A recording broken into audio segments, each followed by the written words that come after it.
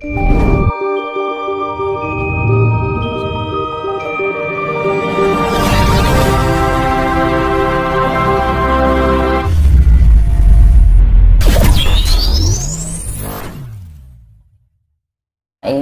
dan sampai sekarang ini orang pada kehilangan itu. Mungkin kasih sayang pada keluarga umum wajar, ya kan? Itu pun aja banyak yang kehilangan kasih sayang dengan keluarga, iya kan? Bapak lali anak, anak lali bapak, gampang aneh kan? Iya mas. Dulur tegel karo dulure, kan sedulur sama saudara sudah tidak ada kasih sayang. Teman makan teman, anak ya. Dan ini semakin merebak, semakin kesini semakin menjadi-jadi. Makanya saya bilang tadi, ini nanti karena energi cakra semesta ini yang cokro pahilingan itu akan energi semakin besar, ini akan mempengaruhi emosional. Nah, emosional itu kalau kita nggak bisa menjaga diri dengan stabilitas diri kita sendiri, terbawa, akhirnya terhanyut di dalam sifat-sifat keegoan. Akhirnya nyalahke, akhirnya merasa benar, merasa pintar. Nah, ketika kita menyalahkan orang lain, itu sebenarnya kita memukul diri kita sendiri tanpa sengaja. Tapi kalau kita berbuat sama orang lain kebaikan, itu juga ada imbasnya pada diri kita. Makanya hukum cermin itu. Jadi wong uripi kaya wong ilo, kaya orang bercermin gitu. Ketika kita mengeluarkan cahayanya biru, ya kembali ya biru. Kalau kita keluarkan cahayanya merah, yang kembali ya merah. Hidup seperti itu. Makanya dianjurkan untuk kasih. Makanya misalkan kasih kita nggak diterima, nggak masalah. Itu tetap kasih kembali pada diri kita. Misalkan orang balasnya, wis ben urusane Gusti Allah kan ngono to. Perkara elek ning awake dhewe, kita nggak perlu wah kayak ini ben urusane Gusti Allah. Itu malah berbahaya loh. Jadi ketika orang ini misal jenengan disakiti orang, terus jenengan menerima, lah yang menyakiti itu bebannya semakin berat. Tapi ketika jenengan disakiti orang, jenengan membalas, yo impas, jenengan gak dapat apa-apa, ini ya rugi. Gitu ya Pak ya. Iya. Tapi kalau kadang nggak bisa ngobat Pak. lah itu loh, namanya ego itu tadi yang harus kita waspadai.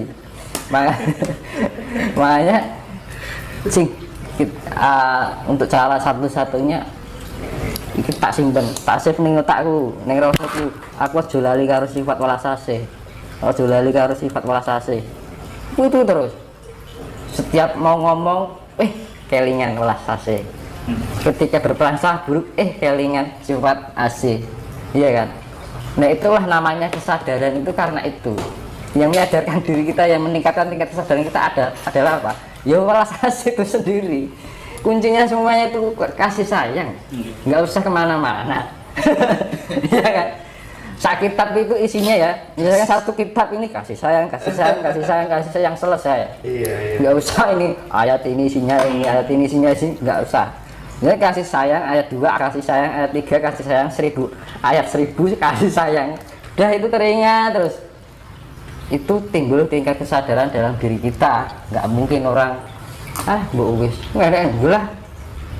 Tuhan itu Maha tahu ya. Gilalah itu bejo terus ya nih. Mau selamat rongkaran bejo. Nek bejo mesti selamat gitu. Prinsipnya bahwa bejo ya kan, keberuntungan, apes, kesialan itu yang ciptakan manusianya sendiri Pak. Jadi terbawa dari pikiran dan kebiasaan yang berulang-ulang sendiri sebenarnya. Oke, poinnya dikasih sayang. Manusia itu proses. Ya kan, kalau Tuhan itu unproses. Jadi manusia itu berproses. Kalau kita nggak mau berproses, ya wes kan gitu. Manungsa winenang di berbawase sok ana ing astane Gusti. Manusia berhak untuk berusaha. Tuhan yang menentukan. Kan gitu. Kalau kita nggak mau, tapi kita mau keinginan baik, terus manusianya nggak mau berproses, terus piye ya aku arep kayak kowe kowe berproses semua kan gitu nek mau Gusti Allah ngomongnya awake dhewe ya gitu itu alam semesta itu sudah diprogram.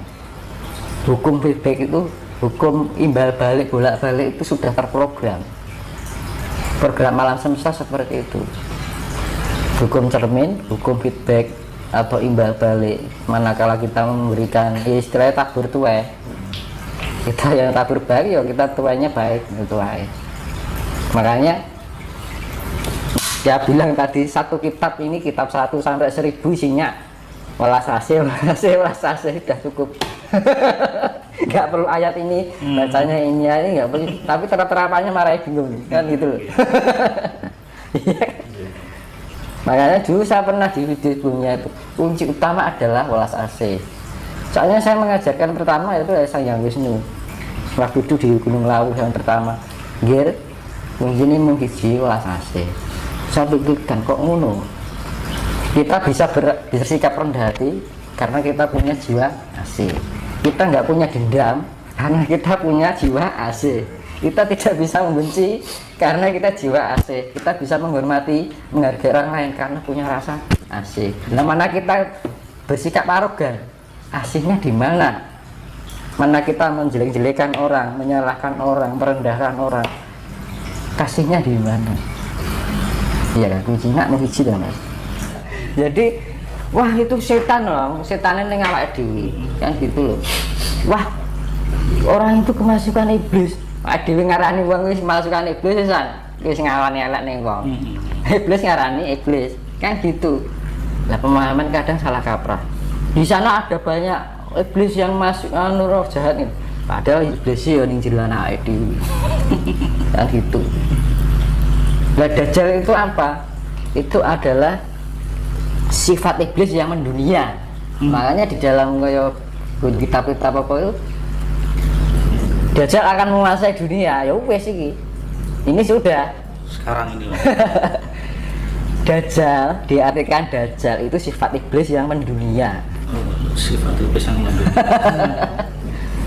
Makanya apa yang membunuh iblis Nabi Isa Al-Masih dengan apa? Dengan kasih sayang. Iya teman.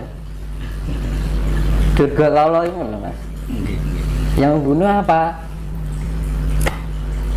Isang Dini sama Antasena dengan gada inten kan gitu. Inten kan keras. Logam apapun paling keras intan kan. Gitu.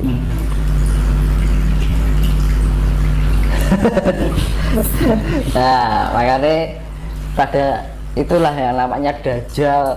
Dajjal itu ya sifat iblis yang mendunia, bukan ente wujud itu ini ora terus Isa Al-Masih turun enggak. Tapi asih itu ya. Nah asih itu yang makanya musuh ini ya kasih tadi, sifat kasih yang mendunia. Gitu loh. Kalau sudah wah wong klebone iblis ngarani, kita ngarani elek berarti tumindak elek ning wong wis ngarani wong. Jadi kita yang keluar sifat iblis juga metu. Iblis ngarani iblis, kan ngono lho. Jadi rasanya lah ke iblis iki sosok wah gara-gara iblis ngomong iblis ning awake dhewe nyalahke iblis mesake sing diarani kan ngono. Wah kan setan. Nah, dhewe bagian golongan setan. Kan gitu. Setan itu kan sifat panas ya, pengaruh suhu panas yang mempengaruhi emosional dan nafsu kita. Jadi segala sesuatu sebenarnya terjadi di dalam. Nah gitu, nggak usah kemana-mana. Gitu. Makanya tingkatan kuat dan anti kuat kalau kita memahami partikel malaikat dan iblis itu kita sudah bisa benar-benar kesejatian mana yang benar yang sejati, mana yang salah yang sejati. Itu karena partikelnya itu paling lembut di bawahnya partikel Tuhan. Partikel Tuhan itu namanya Higgs boson. Kalau bahasa metafisikanya Partikel God. Gitu.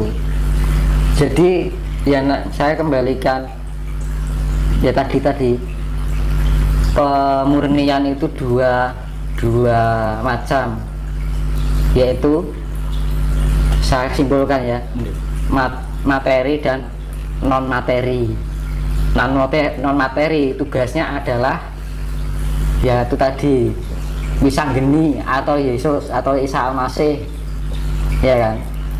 Kalau wisanggeni kan tulisannya sang yang menang, ya kan. Nggih.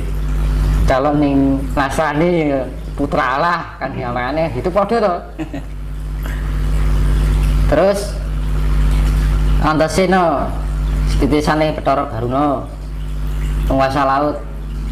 Nah, satunya itu dengan kalau Isa melawannya itu memurniannya dengan sifat kasih sayang, kedamaian yang mendunia, mercusuar dunia mahan apa zaman kesucian. Jadi kesucian itu mendunia. Terus yang itu yang sifatnya non materi, ya kan. Terus yang materi itu tugasnya Nabi Khidir, nek cara agama, nek cara wayang, cara apa Antasena. Oh, terus Titisane sang yang Baruna penguasa laut, air laut. Nah itu dihempaskan karena air asin itu sifatnya penetralisir.